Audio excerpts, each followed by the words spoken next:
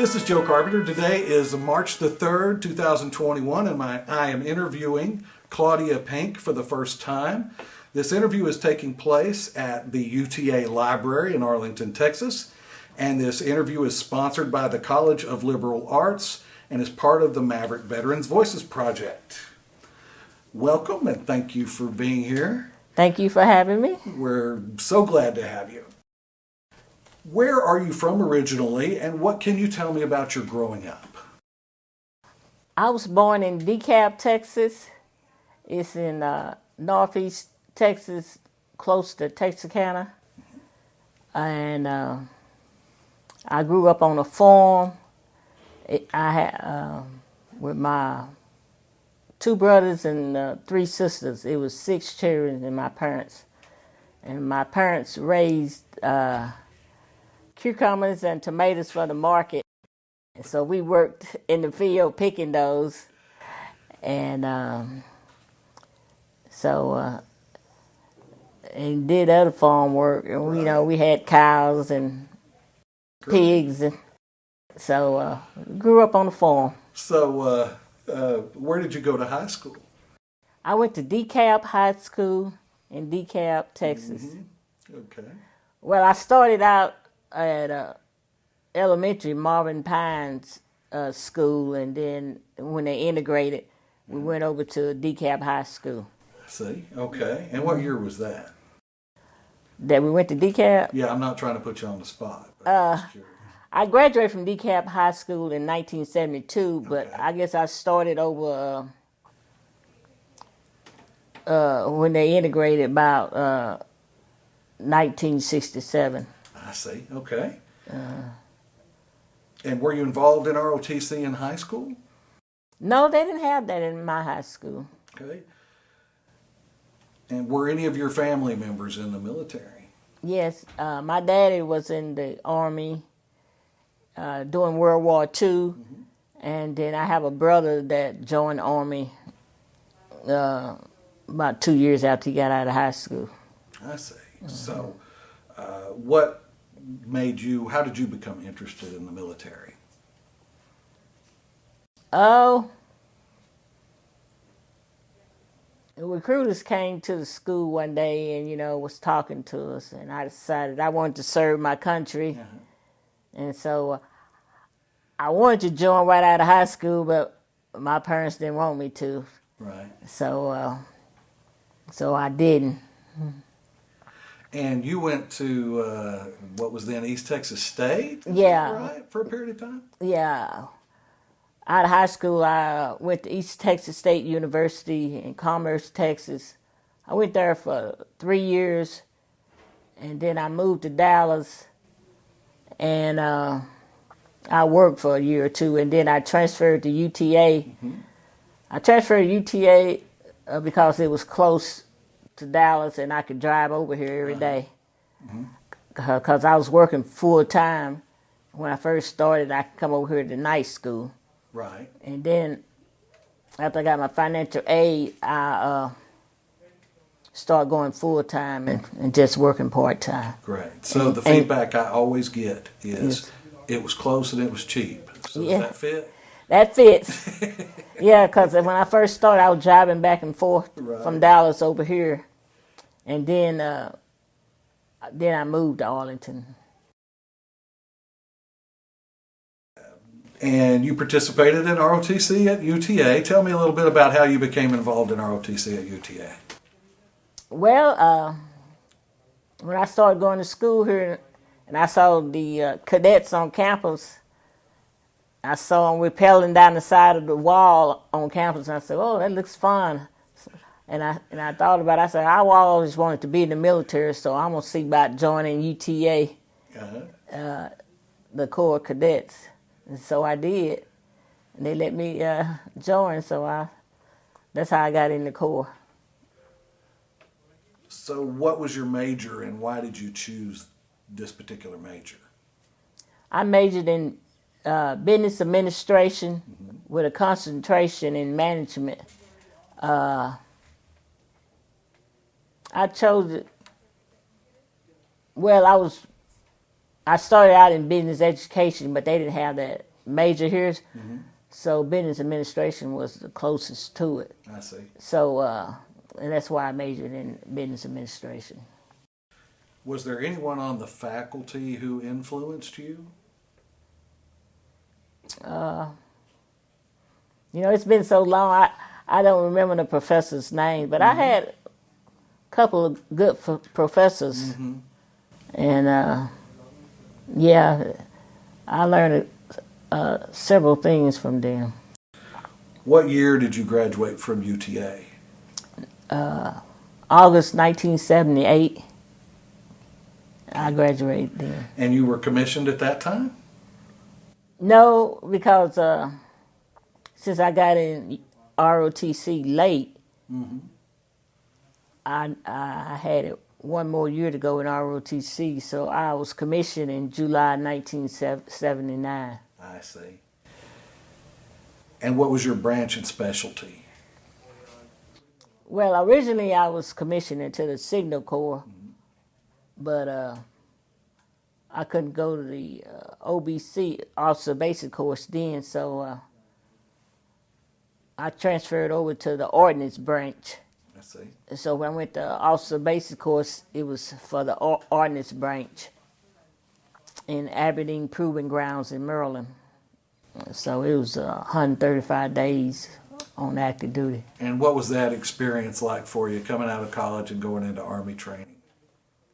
Oh, it was different. But it was like, you know, a continuation of school. Okay. Because, you know, you was in class, you work up first thing and you go exercise. Right. Go run 2 miles, 3 miles, and all the other exercise. And then you go home and shower and go to class. Right. So it's kind of like college, you in class all day. So it wasn't that much different for you then. Right. And what was your first assignment after training? 223rd Maintenance Company in Fort Worth. Okay. And you were in the reserves? U.S. Army Reserves. Right. They have a reserve unit over there. Okay. And I drill over there on the weekend. I would go over there. And what were your duties during that time? I was the supply platoon leader, and then I had extra duties as the weight control officer, and I can't remember all my extra duties, but yeah, I had several extra duties, and then I advanced to the XO of the unit. I see. Okay. And did you feel adequately prepared for that once you left school and then left your Army training and went to your first reserve assignment? Did you feel adequately prepared for that? Yes, I did. And were you deployed overseas at any time? No, I didn't go overseas. I had a chance to go. Saudi Arabia, Desert Storm. Yes. But it was voluntary then, Yeah.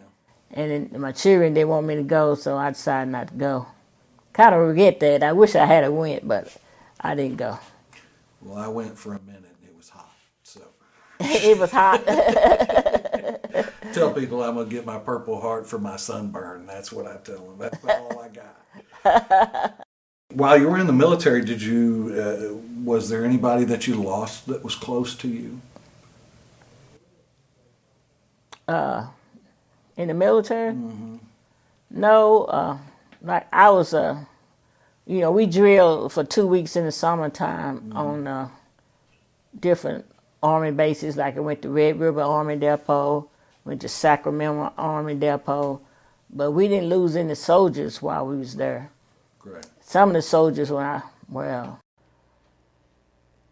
had nervous breakdown when I was in Sacramento, but you know we transferred them to Army hospital out there, but we didn't have any fatalities. And as the weight control officer, I'm sure you were really popular. Oh yeah, cause it was You have to counsel the soldiers on their weight, and if they didn't lose the weight, get within the weight, they couldn't re-enlist. Oh, They couldn't re-enlist it for the enlisted. So it was a thing back then. right. I'm sure. Yeah. Where were you married, and were you married in a relationship when you served? Yes. I was married. We married September 1st, 1979. Okay. After I was commissioned. Yeah, we started dating a year before here at UTA. We met in ROTC because we had lab together. I see. You know, you take ROTC military science courses, and then you have a military science lab. And I think I met him in lab because he was already in ROTC when I joined ROTC. So, and then one day I was walking down the hall of the military science department, and the secretary came got me and said, I had a phone call. I said, I have a phone call. And I said, okay. And I went in there, and it was Larry on the phone wanting to ask me out to go to a Jody dinner. And that was our first date. Is that right? Yeah, that's right. And you agreed? Yeah, I agreed. Okay. You didn't hold him off because you knew him in lab? Yes. Okay. Well, fair enough. How did you deal with stress while you were in school and while you were in the military? I guess to go exercise and maybe, talk to a friend or two. But that's how I did. Was there a lot of stress involved in your job? It was a little bit because being a woman and, you over majority men, and,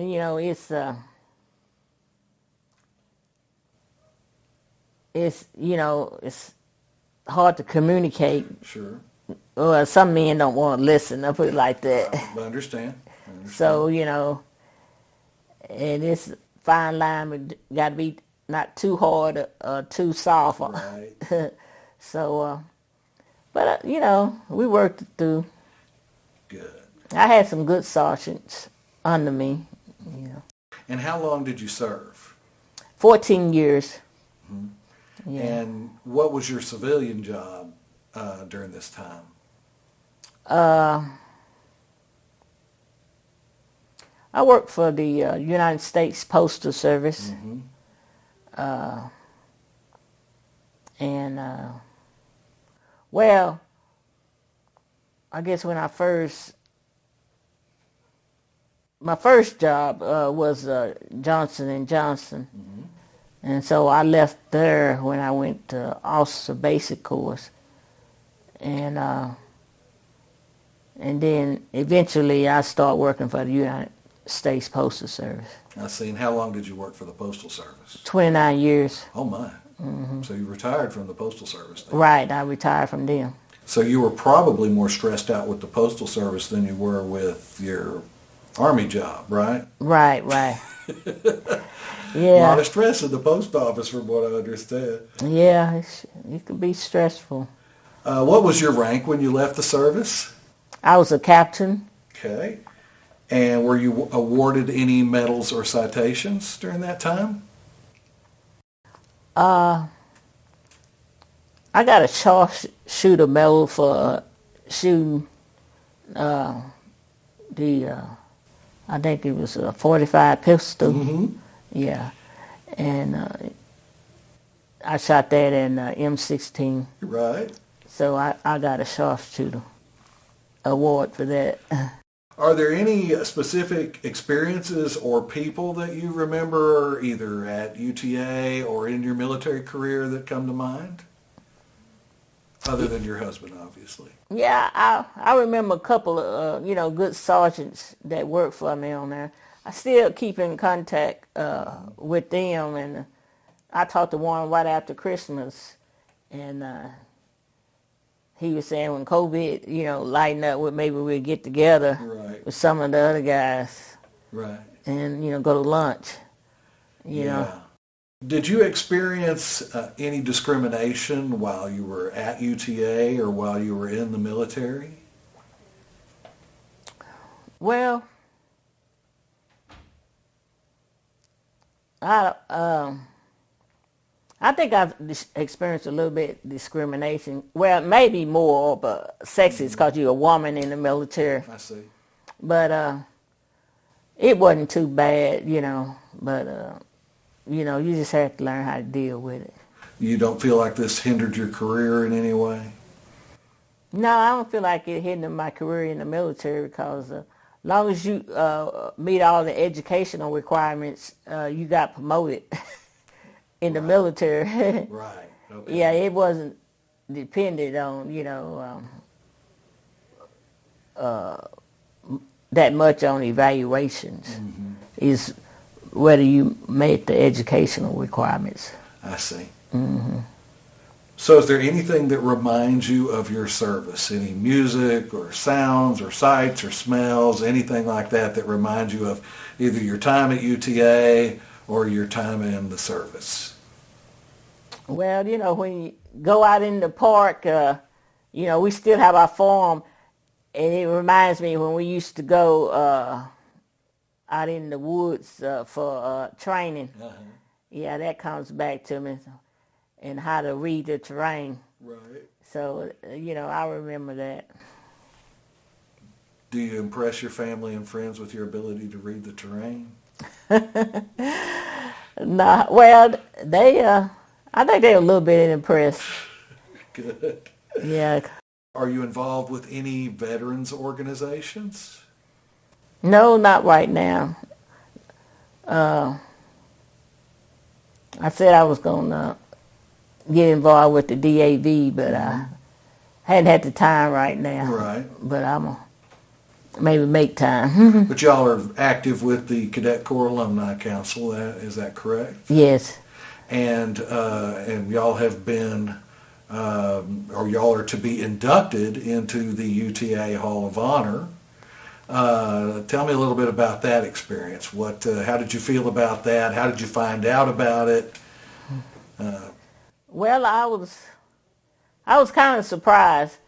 Larry always kept in contact with the Cadet Corps, and more than I did, and he's, you know, he was very active with them, and he was saying that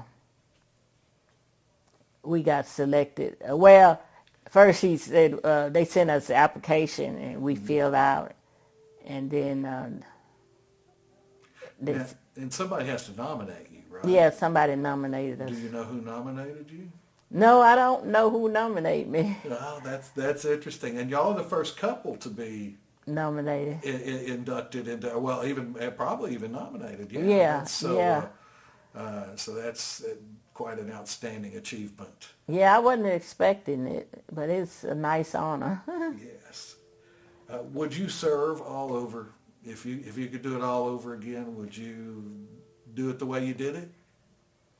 Well, if I would serve all over again, but I would go on active duty. That's what I originally wanted to do. Right. But because I got married and had kids, I didn't do it. But other than that, I would do it all over again. And how often do you return to campus?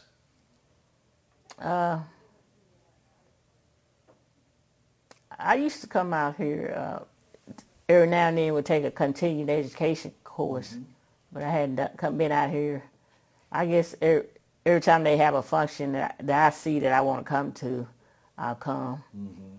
Like they used to have, you know, ports or somebody. Like I saw Maya Angelou one year. Oh. And she spoke over at Texas Hall here on campus. If they have a speaker that I'm interested in, I'll come see it. What do you think of the changes that have come about since you left UTA? I like it. It's nice buildings, new buildings, a lot of improvement. So I like it. It's growing. Yeah, it really is. And what advice do you have for young people entering the military? Set your goals and work towards your goals, and don't let other people dissuade you from what you want to do. That's good advice. Is there anything that you would like to add to this interview that I have not covered? No, I'm just happy to be here, and I'm happy that I was interviewed, and I hope it helps someone. Yes, I'm sure it will. And thank you so much for interviewing. We thank you for your service. It's a pleasure having you here, and congratulations on your induction into the Hall of Honor. That's quite a group of people you're joining Yeah. in the Hall. So congratulations for that. Thank you you very much.